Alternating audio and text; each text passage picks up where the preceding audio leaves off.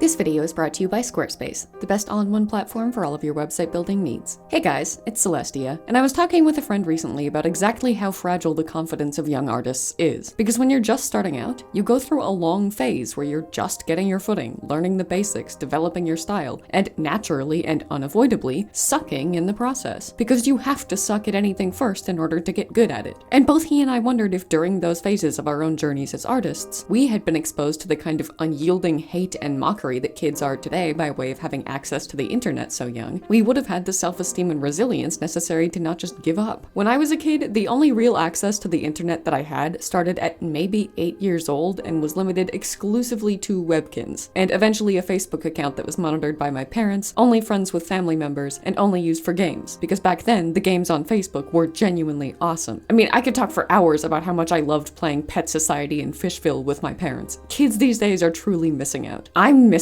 out. I'd still be playing them if they were still here. Anyway, by middle school I did have a little more freedom, although my use of the internet was still monitored, and still mostly used for games and random Google searches. I joined some forums, sure, but the only social media I had was still that heavily restricted and monitored Facebook account, and eventually DeviantArt, because middle school was when I really started getting into making art and sharing it with others. But the internet really was a different place back then, because even though I was in the peak of my awkward growing pains sucking phase, no one was mean to me. I didn't get hate, no one mocked me, and at worst, they gave me honest and respectful critique and advice on how to get better, with the exception of one person who rightfully called me out for basically just one-to-one copying one of those how to draw a chibi dog tutorials and posting it as my own because kids are dumb, and I was not the exception to that rule. But honestly, the entirety of my worst sucking at art period was spent during a time when the only people I shared that art with were family, friends, and fellow artists in what was then a very positive online community, all of whom were very kind, supportive, and gentle with me. Throughout high school, I gradually started joining more social media platforms, but mostly only to socialize with classmates and friends. I only really started posting my art seriously on them when I was maybe 16 or 17 and realized that I wanted to pursue it professionally, at which point it still wasn't what I would consider good, but had passed the sucking phase and started to come into its own, and I had already developed the maturity, confidence, and thick skin required to be unbothered if sharing it online was met with hate. I don't know if I would be the artist I am today if I hadn't had that safe period to suck first without being met with mockery or hostility. And I worry that young artists today aren't getting that same opportunity. They're being exposed to social media at increasingly younger ages, and many are sharing their art on it long before they're mature or prepared enough not to be hurt or discouraged by the increasingly negative, malicious, and casually cruel online users who then get to see it and share their thoughts on it. I wondered if that exposure was actually impactful enough to cause young artists to give up before even getting started, at a stage that our generation and those before us were protected in. So I wanted to investigate that in today's video. I asked all of you that were exposed to the internet very young for your experiences last month. So we'll be going over both some of them and some of the research done into the short and long-term effects of early exposure to social media, to try to reach some kind of a conclusion. But first, let me take a moment to thank the sponsor of today's video, Squarespace. When I was in the early stages of my career as an artist, just past the awkward stage I just mentioned, it was Squarespace that I went to build my portfolio on to try to get my name out there. That's because after extensive experimentation, I sincerely believe that they're the best website building and hosting platform out there, and the ideal solution for any budding artist in need of a site to showcase and promote their work that looks both visually appealing and professional. I've built more sites than I can count with them while trying out all of their tools, but the ones I've taken most seriously and been the happiest with are both of my most recent portfolios, my previous cutesy, super branded one, and my current revamped, more professional one. They're very obviously different in almost every way, but both were just as easy to build nonetheless, because their website builder gives you everything you need to streamline the process. Pre-built layouts for a wide variety of commonly used site pages, the ability to duplicate pages and individual elements, the option to add tons of different types of content, from text and photos to audio, galleries, calendars, forms, and so much more. Portfolios are really just the beginning though, because their gigantic library of designer-made templates offers options that are perfect for pretty much any kind of site you could possibly need to build, easily sorted and browsed by category. All of which, by the way, can easily be turned into online stores, because they give you the perfect toolkit to make that happen. The ability to manage payments and inventory, handle shipping and fulfillment, and boost your SEO so that you're getting as many people and potential customers seeing your site as possible. It's perfect for selling physical goods like merch and paintings, but selling services like consultations, editing, and even art commissions is just as easy, because they make sure you have everything you need to do so. A streamlined workflow, built-in appointment scheduling, email marketing tools, and so much more. And as easy as it is for you to build the store, it's just as easy for your customers to shop there, because they offer all of the most popular payment methods like Klarna, ACH Direct Debit, Apple Pay, Afterpay, and Clear pay, and even allow you the option to send individualized branded invoices to specific clients, so you can start accepting orders from all around the world with just a few clicks. So whether you're an artist in need of a portfolio, an entrepreneur building an online store, a creator setting up an interactive blog, or a small business owner making a landing page, Squarespace is the place to do it. And you can find out yourself by going to squarespace.com to get your own free trial today. And once you've built the perfect site that you're ready to launch, you can get 10% off your first purchase of a website or domain by going to squarespace.com/Duchess Celestia, linked in the description. Big thanks to Squarespace for sponsoring today's video, and please go check them out. Now, let's get back to the internet's impact on young artists. I read, I think, 7 studies on that topic and related ones during my research into this video, but since I'm sure you're not super interested in listening to me ramble for 4 hours, I'm only going to directly reference 3, all of which will be linked in the description. This section might get a little wordy and technical, but bear with me, because all of it does pertain to artists and needs to be explained for the conclusions that I draw from it to make sense. I'll try to get through it as quickly as possible, but you all know how bad I am at summarizing. The first study, titled Self-Expressive Creativity in the Adolescent Digital Domain, Personality, Self-Esteem, and Emotions, examines, as the title would suggest, self-expressive creativity and its relationship with adolescent development of emotional intelligence, self-esteem, extroversion, openness to experience, and neuroticism, specifically as it pertains to online connections and social media. It is worth mentioning that their definition of self-expressive creativity is much, much broader than just that which is artistic, but the results are still relevant, and no less worth discussing. It acknowledges that social media regularly leads to cyberbullying with a multitude of harmful consequences, but also accepts that even so, it's how kids communicate now. So, accepting that as an irreversible truth that we can do little to nothing to change, how do its benefits for them compare to its harm? Do the social connections they establish there benefit them more than the risk of cyberbullying threatens them? They honestly put my own concerns with all of this into much better words than I could, so let me quote them directly. Adolescents are involved in new experiences and sensations, seeking autonomy, differentiation, and personal identity, without their self-regulating mechanisms having matured completely. Therefore, a still immature empathy, assertiveness, magical thinking, i.e., that will not happen to me, and a certain tendency to impulsiveness, which is involved differently in health risk behaviors, characterize adolescents who show a desire for experimentation and innovation, while seeking the approval of friends and schoolmates through the use of ICT, or information and communication technology. Thus, the search for autonomy and personal identity is related to emotionally vulnerable adolescents, which can lead to cyberviolence. That excerpt alone perfectly addresses my worry for young artists, that they're at a period in their lives where they haven't yet developed the traits or maturity required to handle potential cyberbullying. And while there are a plethora of potential benefits to socializing online, I worry that they're not prepared or equipped to handle the risks that go hand in hand with them. I've always felt that in many ways, the internet is the ultimate gift to artists, because it allows us unprecedented opportunities to connect with our peers and share our work with a much wider range of people than ever before. But is it still a gift if artists are too young to handle what comes with it? Interestingly, the study found evidence that the social exposure and connection derived by those with higher rates of extroversion online correlated with higher self-esteem, and subsequently had a measurably positive impact on self-expressive creativity compared to groups with higher levels of neuroticism and lower levels of extroversion. Essentially, people who socialized more online were more inclined towards creativity, while people who suffered from neuroticism and were less social were less inclined. That said, I do feel like it's worth noting that the neuroticism mentioned may not be a result of a lack of socialization online. It could very well be that they're less social online because of the neuroticism and not the other way around, but I'm getting off track, so I digress. All of this suggests, as they put it, that access to the internet can be used positively to reinforce self-expressive creativity. It essentially concludes that based on its findings, the potential benefits from adolescent use of the internet are significant enough that it shouldn't necessarily be written off as bad or too risky, but instead simply reassessed so that new plans can be made to mitigate the risk of cyberbullying while still maintaining the positive effects of online socialization. The second study I looked at, titled The Role of Likes: How Online Feedback Impacts Users' Mental Health, examines similar issues, with a focus on the positive and negative consequences specifically resulting from massively increased amounts of peer feedback on an unprecedentedly wider scale on people of all ages. It also acknowledges that social media can be immensely beneficial for the cultivation of sincerely meaningful relationships that may otherwise have been impossible, while also being linked to a variety of mental health issues like anxiety, depression, loneliness, poor quality of sleep, thoughts of SH and suicide, and increased levels of psychological distress. It references several previous studies that link these issues with higher social media usage, but highlights the need to better understand what specific aspects of social media are causing these negative outcomes, and what aspects may actually, conversely, lead to positive outcomes, rather than deeming social media as a whole entirely bad or harmful. Relevantly, it mentions multiple studies that indicate that the primary factor that prompts negative consequences is peer feedback in the form of likes, which doesn't just make a person worry about the number of them that they receive, but also forces them to worry about that number in comparison to the very easily accessible number of likes that others receive. Like a visible indicator of social acceptance or lack thereof that contributes to lowered self-esteem, like that episode of Black Mirror where everyone could rate each other and their ratings were publicly available and defined their entire social status and quality of life. It also mentions that those previous studies only tended to measure participants' initial responses, but not their prolonged responses. Essentially, if it made them feel bad for a minute or meaningfully contributed to a long-term decrease in self-esteem, something their own study deigned to ascertain. Because yes, previous studies showed that a lack of likes makes a person feel measurably worse and more ostracized, something one even visibly measured on an fMRI. But for how long? Does it do lasting damage? During their own study, they noted that participants who received fewer likes said they felt more stress, sadness, and anxiety than those who received more, felt less valued and welcomed, and felt significantly lower levels of self-esteem. They even blamed themselves for the lack of likes they received, both for what they posted and who they were as people, which goes both ways, because one of the participants who received more likes actually guessed that the like distribution was rigged, and still said, quote, "I suspect that the number of reactions is a targeted part of the study. Nevertheless, I feel valued with above average likes on my posts." This particular study concluded that receiving little to no positive online feedback did significantly and negatively impact participants' experiences, and prompted a litany of mental health issues, but didn't impact their overall self-esteem. Even so, this study only lasted 5 days. I feel like that says very little about the impact of being exposed to that for, say, 5 years, or even more, as most adolescents are. And we also have to consider the fact that they knew the entire experience was orchestrated as part of a study. I don't know how applicable that conclusion actually is, but nonetheless, it is the one they reached. They also concluded that while receiving very little feedback on social media led to immensely negative consequences for mental health, receiving positive feedback in large quantities helped reduce loneliness, essentially saying what every current and past high school student already knows, that being popular is great and being unpopular is miserable. It's just that social media is deciding an individual's interpretation of their own popularity based more on a rigged algorithm than what it actually is, and on a much larger scale than they would actually be exposed to in, say, high school. The third and final study I'll be mentioning, titled "The Impact of Social Media and Technology on Child and Adolescent Mental Health," explores the impact of early exposure to social media on the mental health of children, examining both the positive and negative consequences it has on underdeveloped minds. It focuses on far more than just art or creativity as a whole, but there are still many relevant points and conclusions to be gleaned from it. Number one, it opens with the dismal observation that per recent studies, and this is from 2025, so it's still relevant, but maybe even worse now, approximately 24.4% of adolescents meet the criteria for social media addiction, disrupting their attention control significantly, and the algorithm-driven ease of access may deliberately encourage that exact outcome. It also observed that early social media access leads to validation-seeking behavior and compulsive dependence on posting to social media. It goes into more detail about the brain's very real physiological response to this behavior, including the exacerbation of the negative effects of online interactions and increased vulnerability to negative feedback. It also emphasizes the role of social comparison, because the platforms in question curate and encourage posts that idealize the posters, who they are, what they do or create, and what their lives are like, leading to adolescents believing that they should be meeting impossible standards that even the posters themselves don't actually meet. They just curate what they post to make it look like they do. The study further notes the link between positive reception to posts via likes and engagement and high self-esteem, and, of course, vice versa, and further emphasizes the pressure to only share the most perfect version of yourself while hiding everything else. It concludes, amongst many other things, that while these risks are significant, that doesn't mean that social media is inherently bad. It means that its effects are a product of how it's used, and it's up to us to put better measures in place to ensure that kids reap the benefits without suffering the consequences. It also notes that platforms designed to foster positive, community-based interactions have been found to reduce loneliness and promote connection, with none of the negative side effects of general social media. Kind of like how DeviantArt was for me back in the day, and how other communities like Sketch and Scratch have been for some of you guys that commented when I asked you about this whole issue. But I said I'd finally summarize how all of this applies to young artists on the internet, so let me quickly go over my 4 primary conclusions based on all 3 studies. Number 1, young artists are uniquely susceptible to experiencing worse consequences from sharing their work online, because they're both desperate to figure out who they are as individuals and artists, and more sensitive to criticism in the process, meaning the online mockery of their beginner work could be met with potentially severe, long-lasting consequences that older artists might not be vulnerable to. Number 2, young artists, and likely all artists who use social media, but especially young artists based on what I just said, associate the amount of engagement their work gets with their self-worth, which is particularly problematic when you consider that whether or not their work is engaged with has much more to do with luck and algorithms than it does the actual quality of the work in question. Number 3, young artists are bombarded on social media by the work of much more experienced professionals, and now AI-generated images, leaving them to unrealistically compare themselves to artists of much higher skill levels and slop copy machines trained on their art, without without seeing any evidence of the fact that all of those pro artists were once where they are, making the necessarily shitty art that every beginner does in order to get good. Because social media encourages us all to only share the best parts of ourselves and hide the worst. Finally, number 4, the only positive takeaway, young artists are bolstered by the way that social media can encourage and create community, and the way it allows them to receive positive feedback that builds them up. They often massively benefit from the connections made and the feedback received within those online communities, and are motivated and encouraged by the idea that their work could potentially reach a much wider audience than that which existed before social media. But like I said in the beginning, this isn't just an analysis of studies. I also asked all of you for your own experiences, which I believe to be even more valuable, and I'm grateful to all of you who shared. A lot of those accounts are quite personal, so I don't want to cite them directly, and I certainly won't be sharing any usernames, but I will share a summary of what I heard, which, interestingly, reflected the studies mentioned thus far. I was pleasantly surprised to read that many of you cited positive experiences, in which posting art online was met with more support than was even received in person, and encouraged you to make more art and share it as you did, with many small communities mentioned as sources of helpful feedback and motivation. That made me really happy, because as I said, I really do view the internet as an opportunity for exactly that. Unfortunately, many others mentioned struggles with exactly what these studies outlined: the pressure to only post your best work and subsequently make as much of your best work as possible, and self-esteem issues relating to the constant comparison to the barrage of pro artists' work on your feeds. You even mentioned something the studies didn't: the pressure to make as much art as possible just to post and satisfy the algorithm's desire for constant content, and therefore reach the widest possible audience and keep them. This also satisfied what was mentioned in the studies: a dependence on likes for self-esteem, which you guys shared 2 primary experiences with. 1, it made you tailor the art and style of art you made to what was popular just to get more likes. And 2, the lack of likes received on your work discouraged you deeply enough that you stopped posting it, or even making it at all. Even more unfortunately, many others still shared the exact experiences that I feared: that online spaces had become so cruel, harsh, toxic, and mocking, fueled by the lack of accountability that comes with anonymity, that they either stopped making art at all or became terrified of sharing it, because there was simply no space that was friendly to beginners like there was when I was growing up. A lot of them cited channels and blogs dedicated to mocking beginner art, with one individual specifically mentioning finding one of those blogs reassuring, right up until the point that their own art was posted there, which was still deeply hurtful to them even after they'd gotten them to take it down. They also mentioned a concern that resonated with me personally despite my later exposure to the internet, that they don't want to take up space better used by better artists, with people telling them that they didn't want to see shitty art in the character tag they were looking in. And I feel that deeply, even now. But I've rambled for long enough, so let's get to my personal conclusion. First off, I'm happy to say that my initially bleak assumption wasn't nearly as universally experienced as I expected. Not all young artists are being discouraged from pursuing art by social media, and some actually benefit from it, just as I hoped that they would. Others, unfortunately, seem to be experiencing not only what I was worried about, but even more issues than anyone should ever have to worry about at that age. It makes sense, I suppose, because social media essentially just raises the same stakes that our generations dealt with. There was always a risk that one of our classmates would tell us our art sucked if we showed it to them, even if most wouldn't. It's just that now there's a brand new risk of that art reaching thousands of strangers instead, none of whom have to say that to your face like a classmate would have, and are therefore more predisposed to cruelty without consequences. Not to mention the semi-permanence of everything you post online, meaning that your earliest and messiest work may be immortalized even when your older self would never want it to be. Nor the simultaneous social pressure to still post everything that you can online anyway, or the crushing blow to one's self-esteem that comes if no one engages with it. All of which is to say that I personally believe that social media can and should be a beneficial tool for artists, but not before they've had a chance to mature and prepare for its risks. As I said to the friend mentioned in the beginning of the video, I believe that the confidence, motivation, and passion of young artists is like a match flame. Starting a fire is a delicate process. You need enough kindling that will burn quickly and easily at its core, enough large logs that take forever to light but burn for hours at the top, and a bunch of twigs and branches that fall somewhere in between, cushioning the two in the middle. Even then, even if you build a perfect fire that meets those standards, a strong gust of wind could kill it. You'd have to start over, because that's all it takes. Sure, it was built right, but that means nothing now, because the wind killed the flame when it was just starting to light the logs that it needed the most. Kids' creativity is the kindling and the twigs, and their potential is the logs. It takes so little to destroy everything that would have built that potential before it even gets the chance to exist. They're not supposed to be subjected to the wind that early on. They're supposed to be nurtured and handled delicately, and given the space, time, and protection they need for the logs to be able to light. Once they do, they can withstand the strongest gust of wind, because as soon as the logs are burning, it takes 3 buckets of water to put them out, and even then, their embers could start a forest fire with another gust of wind. But in many cases, the internet exposes those kids' fires to the wind long before they're able to withstand it, and they don't get the chance to see what they could have achieved because they give up before they try. try.